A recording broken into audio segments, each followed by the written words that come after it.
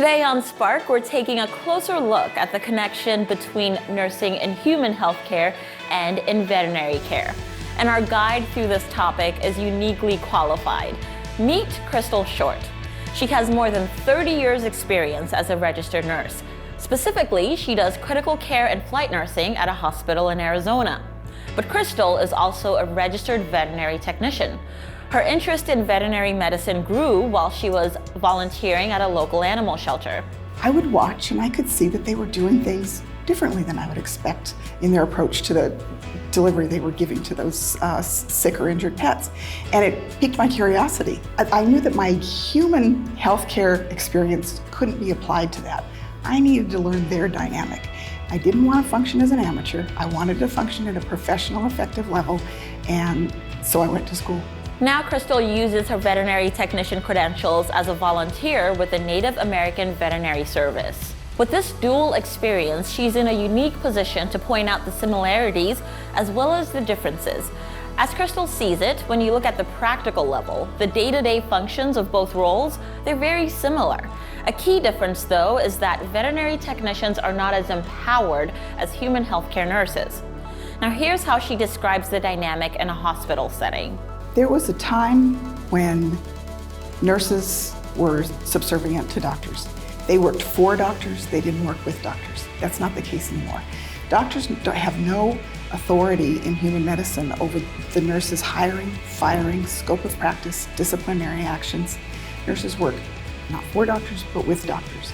And our approach to a patient's infirmities are, although they're parallel, they're not the same.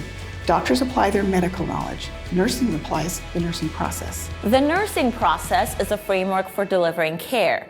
The steps typically include assessing, diagnosing, planning, implementing, and evaluating. While there may be different variations, Cristall says the nursing process is a core principle across nursing disciplines. It's the nursing process, the actual nursing that's being left out. If bodies like the CVTEA begin to incorporate nursing science into their programs, then they're going to be producing nurses. Once that's accomplished, it'll give validity to the name, the title change of veterinary nurse. But even better, what it's going to provide for the veterinary nurses that come out of those programs is they're going to begin to see that they're now acting as partners in care. Now, Cristall is a huge proponent of the Veterinary Nurse Initiative, specifically because of the push to standardize credentials for the role. In fact, she believes change needs to be rooted in teaching core nursing principles. And once that's implemented at the educational level, it'll go a long way to bridging the gap between veterinary and human healthcare nurses. I would hope that human nurses could understand that what veterinary nurses are doing really is the same. Their purpose is the same, their potential is the same, and the effect that they can have is the same.